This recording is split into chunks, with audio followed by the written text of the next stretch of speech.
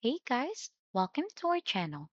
In today's video, we'll learn how to place an image inside of a shape in Canva, easy Canva tutorial.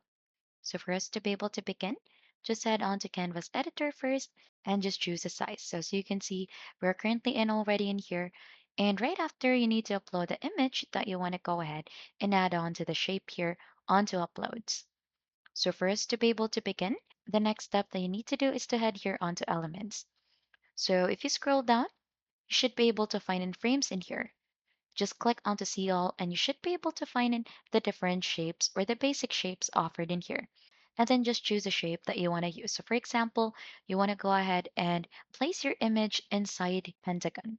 So just choose this one and then you could resize this to make this one bigger. So you don't have to worry if it is hard for you to find in the shape since there is an option or a search bar here onto the upper part to search the frames easily. Then right after, since we have added the frame already, let's head back here onto uploads and then let's choose a photo that we'll add here onto the middle.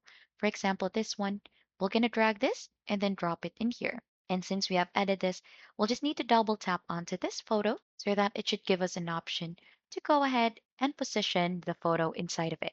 So as you can see, you'll just need to go ahead and drag this, or you could actually make this one smaller as well. This is as per your liking. So once you're already satisfied, just click on to done, and there you have it. You have successfully placed an image inside of a shape in Canva. If you think this has been helpful to you, don't forget to hit the like, subscribe, and we'll see you on to our next video.